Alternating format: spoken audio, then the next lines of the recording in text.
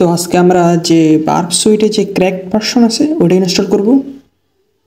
সেই জন্য আমরা প্রথমে একটা লোডার ইনস্টল করব, সেটা হচ্ছে জারফিক্স। এরপর আমাদের যে ক্র্যাক ভার্সন আছে ওটা আমাদের লিঙ্ক দিয়ে দেবো নিচে, যেটা থেকে আপনি ইনস্টল করে নেবেন। ওইখানে সাথে সাথে একটা টেক্সট ফাইলও থাকবে যেখানে পাসওয়ার্ড দেওয়া থাকবে। পাসওয়ার্ড এভাবে দেওয়া থাকবে, যেখান থেকে কপি করে আপনারা যে জিপ ফাইলটা আছে ওটাকে ক্র্যাক করবেন। এক্ষেত্রে আমরা জাভা ডাউনলোড করব, জারফিক্স জাভা লোডার জারফিক্স।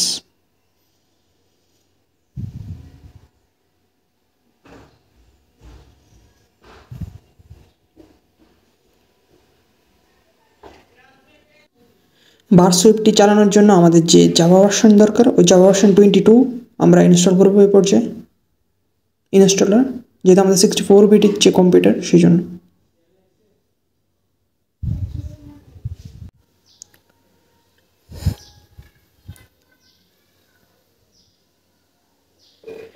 তো এই পর্যায়ে আমাদের যে বার্ব সুইটে যে ক্র্যাক ভার্সন আছে ওটা আমাদের পাসওয়ার্ড যেটা আছে ওটা দিয়ে আনজিপ করব।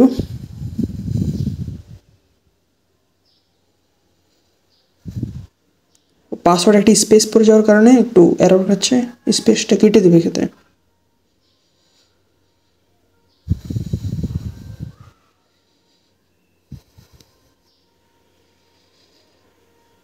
এখন ঠিকভাবে কাজ করবে।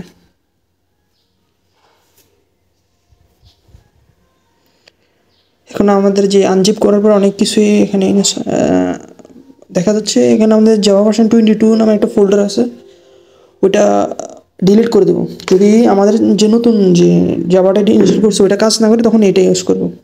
এখানে এই ক্ষেত্রে কাজ করবে সেহেতু ডিলিট করে দিচ্ছি।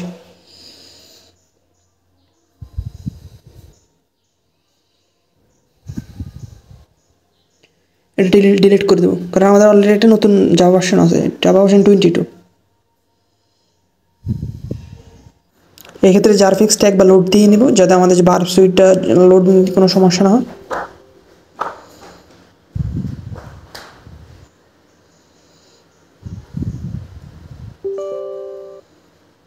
এরপর আমাদের জাভা ভার্সন 22টা ইনস্টল করে নেব।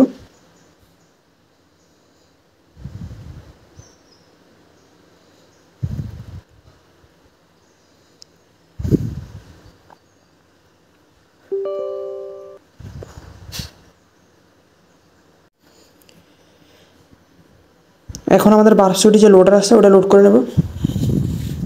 রান বাটন প্রেস করব। রান বাটনে প্রেস করার পর একটা পপ আপ শো হবে। এটা না, এটা ছাড়া আরেকটা পপ আপ শো হবে। এখানে এখানে আমাদের যে একটা লাইসেন্স দেওয়া আছে, লাইসেন্সটা এন্টার করব। কোনো কারণে এটা নিতে সমস্যা হতে পারে, সেক্ষেত্রে 2-3 বার অন অফ করে বা ফোল্ডারটা কেটে দিয়ে আবার নতুন করে ঢুকে ট্রাই করতে হবে। ম্যানুয়াল যেতে হবে। এরপর এখান থেকে যে রিকোয়েস্টটা কপি করে আগের যে লাইসেন্সের জন্য যে একটা অফ ছিল এটা এখানে দিতে হবে, পেস্ট করতে হবে। এখান থেকে কপি করে এখানে পেস্ট। তারপর এখানে একটা রেসপন্সটাকে কপি করে এখানে রেসপন্সটা পেস্ট করতে হবে। সাকসেসফুলি আমাদের এটা ইনস্টল হয়েছে। এরপর টেম্পোরারি প্রজেক্টে দিই স্টার্ট বার্ব।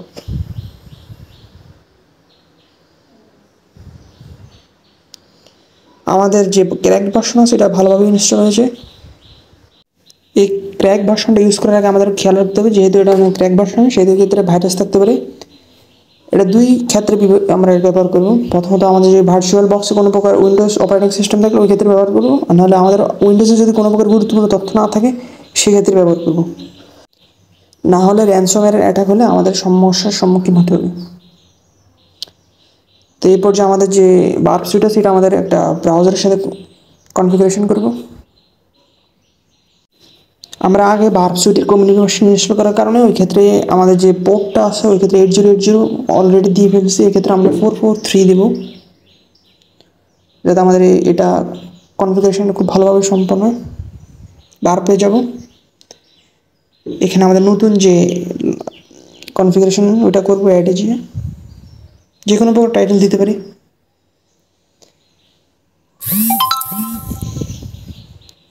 হোস্ট নেমটা আমরা বার্পে দেখছিলাম, বার্প সুইটে যেটা ছিল ওইটাই দেব। আর পোর্টে আমরা যে পোর্টটা নতুনভাবে ডিফাইন করছি 443 ওইটা দেবো।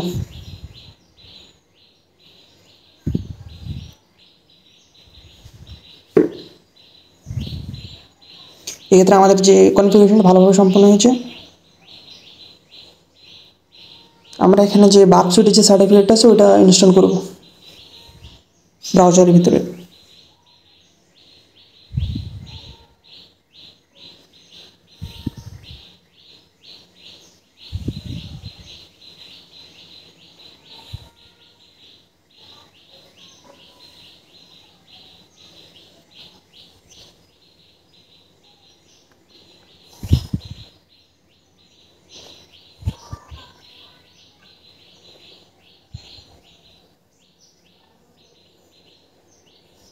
http //barp এটা দিলে আমাদের একটা যে সার্টিফিকেট ইনস্টল করার জন্য একটা ইয়ে তৈরি হবে। সার্টিফিকেট ইনস্টল হবে ক্ষেত্রে সেটিংসে যাওয়ার পর সার্টিফিকেটে যাব, ভিউ সার্টিফিকেট। এইখানে আমার নতুন যে সার্টিফিকেট ইনস্টল হয়েছে ওটা এখানে দিব, ইম্পোর্ট করব দুটো টিক চিহ্ন অন করে। এক্ষেত্রে আমাদের কনফিগারেশন সফল হয়েছে।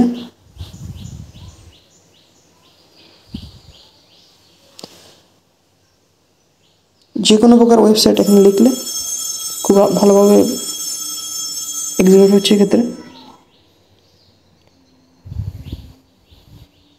অর্থাৎ বিষয়টা আমাদের যে ক্র্যাক ভার্সনের যে বার্প সুইট এটা ভালোভাবে আমাদের যে ইনস্টল হয়েছে এবং কনফিগার হয়েছে ওয়েবসাইটের সাথে। তো এক্ষেত্রে আমরা ইন্টারসেপ্ট করবো আমাদের যে কোনো রিকোয়েস্ট, অর্থাৎ আমাদের এখানে এটা দেখার জন্য ফেসবুকের একটা যে কোনো রিকোয়েস্ট ইন্টারসেপ্ট করবো। দেখেন ভালোভাবে কনফিগার হওয়ার কারণে এখানে রিকোয়েস্টগুলো সেন্ড হচ্ছে আমাদের যে সফটওয়্যার। এটাকে আমরা বিভিন্ন ধরনের ম্যানিপুলেশন করে আমরা বিভিন্ন ওয়েব হ্যাকিংয়ের বিষয়গুলো দেখতে পারবো ভবিষ্যতে। ধন্যবাদ আমার সাথে থাকার জন্য।